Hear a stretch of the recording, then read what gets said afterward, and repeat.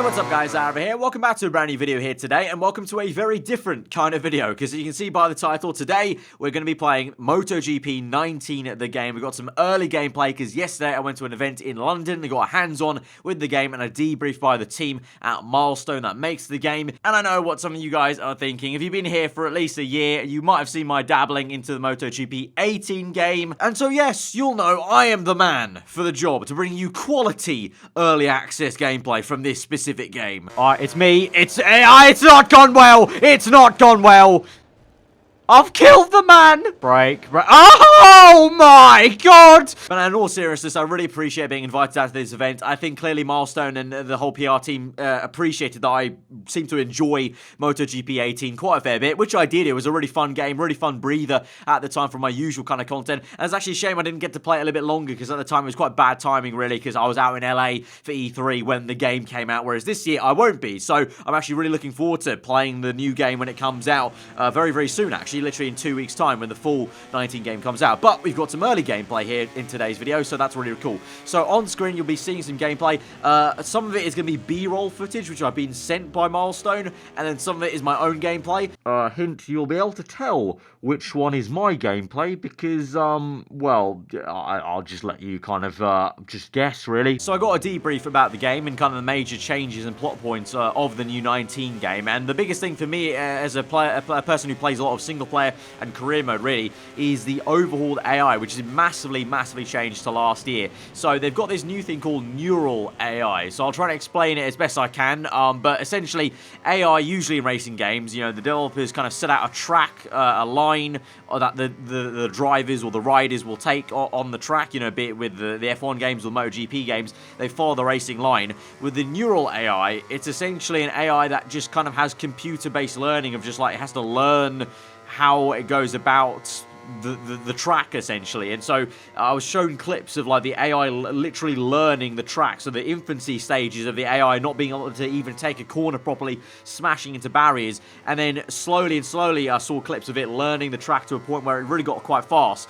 And what it means essentially is, at the top level, for those of you out there who play MotoGP games a lot and are actually really good at it and can compete at a high level, the highest AI difficulty now is a lot higher, which was a complaint from the community base last year, it seemed like. And then also the lower end, the easier level, is also even easier. So it means the entry level for noobs like myself is a lot better. You know, for a casual player, you can pick up the game a little bit better, and you might be able to really challenge the AI a lot better. But then at the top level also, you'll still set a challenge if you're really that good. But it also means the AI itself is still constantly learning off one another, and there's always going to be a bit more of a natural flow to the races, if you will. Like, I had so many times where the AI were diving down the inside and really just sent him, went for it, very aggressive, you know, no holds bar, and I was very surprised and shocked by it, taken aback by it, about how natural they looked in terms of, yeah, if there was a gap there, you would expect a rider to kind of go for that gap, and they did go for it. And they were taking unique lines. They're able to also make mistakes and go off on the grass and also go wide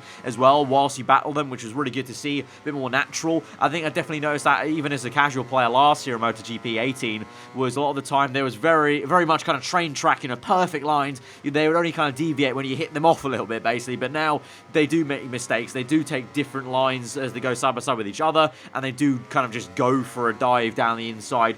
Even sometimes they get it wrong if they go for a dive down the inside, which is great, because it just makes it feel a bit more natural, a bit more fluid, and a little bit less robotic-like, which is very much, like I said, what you got when you have AI that are just going around a racing line versus this kind of neural AI, which has been, like, you know, constantly for, like, they've been developing this for, like, years, it seemed like, and they've been doing the actual testing for the MotoGP game for months now, and weeks of letting it kind of just sit there and run the numbers and learn the tracks and learn how to kind of basically navigate the circuit, you know, with other riders around them. Now, that was the biggest takeaway for me, personally, with the AI, but obviously MotoGP itself as a sport has taken a lot of changes for this year, so obviously all those changes are reflected in this year's game, but they've also got historical aspects of the game now. They're going to be bringing in historical challenges from kind of big moments in riders' careers, basically throughout the years of MotoGP, and they've got those classic bikes where you can actually literally play through those scenarios. So, you know, off the top of my head, you know, some of the scenarios I remember seeing seeing there are a fair few ones, no surprise, with Rossi of kind of, I guess maybe, some of his historical wins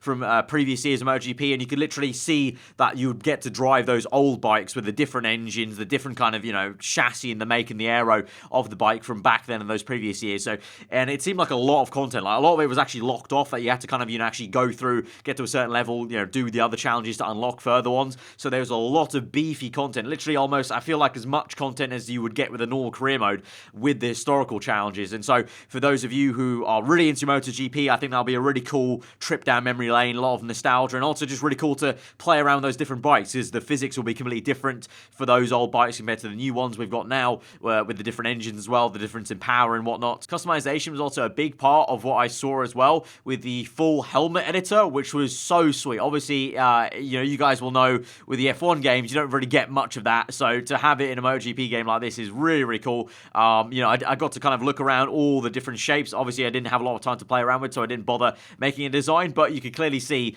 there's so much to work with, so many different shapes, patterns, numbers, and things you can do. So literally all those talented kind of rap artists out there that do a lot of rap editing on games like Forza and Need for Speed would be really, really talented on this game with the helmet editor. And along with like last year's game, you can customize also things like your rider in terms of the kind of butt stickers, and you've got the kind of number as well, the personalized number, and you'll actually be able to create your own number as well in terms of the stylizing of the number, it seemed like, as well, along with the usual kind of gloves, the suit and whatnot. So just a lot of good customization, which makes it really personalized to you, which obviously you can bring into the career mode, but also multiplayer as well. That was an aspect they talked about, of just having a standout kind of multiplayer aspect of, that's your customized rider. You do well, you get noticed, people see your helmet, and they kind of know you're coming maybe on the circuit. If they look behind and they can see your personalized helmet. And talking about multiplayer, that also seemed to be massively improved. Obviously, I couldn't actually play any of it because obviously it was local, but the multiplayer aspects as well. They've got now a full TV director mode where you can literally watch through the races, and you can actually become the race director. You can hand out penalties if you want to, if you're playing with a whole bunch of your friends and you're all kind of met up, and then obviously you can just watch through the entire race and see from different spectator cams as well. And it seemed like from last year, the guys at Milestone were telling me that last year some of the community didn't really like the way the multiplayer system kind of put you into these different game modes. You had to go through there, and you couldn't really just set up your own thing and kind of search for just a more kind of broader custom kind of range of stuff, and you can basically just make the multiplayer experience how you wanted it to. So they've kind of added all that stuff back in to allow yourself to just make everything yourself. You don't have to go through these kind of hopper systems, I guess. And then going back to the career mode now, in career mode now they have the preseason testing, and they have all the bikes with carbon livery, so you essentially can try different bikes with carbon liveries and kind of see the different aero, the different physics, and see what works best for you. It's not necessarily going to change much about the lap time, but it will be about getting you comfortable with the way you ride and the way you